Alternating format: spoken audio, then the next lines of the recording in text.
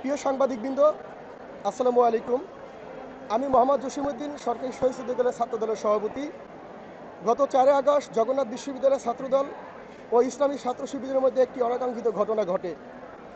ওই দিন আমরা সৌদি কলেজ ছাত্রদল আমাদের স্বাভাবিক রাজনৈতিক কার্যক্রম পরিচালনা করছিলাম, কিন্তু জগন্নাথ বিশ্ববিদ্যালয় ঘটনাকে কেন্দ্র করে সৌদি কলেজ ছাত্রদলের উপর জগন্নাথ বিশ্ববিদ্যালয় ইসলামী ছাত্র শিবির ও যোগসুর কিছু নেতৃবৃন্দ হামলা চালায়। আমরা জানতে পারি এই হামলায় যোগসুর স্বাস্থ্য সম্পাদক নূর মোহাম্মদ নেতৃত্ব দিয়েছেন।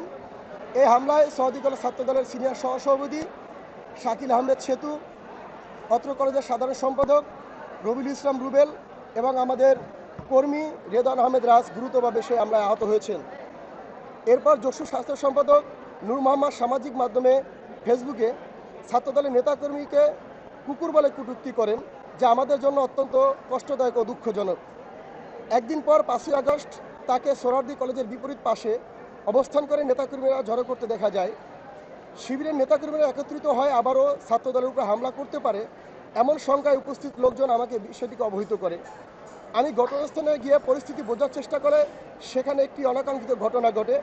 আমি স্পষ্ট করে বলতে চাই, এটি সম্পূর্ণ আবেগপ্রসূত ছিল। আমার প্রাণের সংগঠন বাংলাদেশ জাতীয়তাবাদী ছাত্রদলের নেতাকর্মীদের রক্ষা করার তাগিদেই আমি সেখানে উপস্থিত হয়েছিলাম।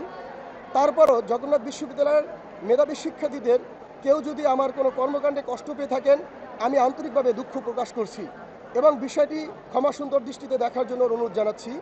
ভবিষ্যতে আমি সর্বোচ্চ সতর্ক থাকব যাতে আমার কোনো কর্মকাণ্ড কারো সম্মানহানি না ঘটে। প্রিয় জগন্নাথ বিশ্ববিদ্যালয়ের শিক্ষার্থীবৃন্দ, আমি এবং আমার সংগঠন বিশ্বাস করি ভুল হলে তা স্বীকার করে ক্ষমা চাওয়া সাহসিকতার পরিচয়। সেই জায়গা থেকে আমি বলছি।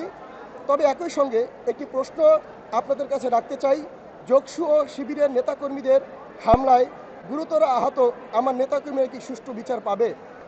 এই প্রশ্নের উত্তর আপনাদের বিবেকের উপর ছেড়ে দিলাম। সকলকে ধন্যবাদ।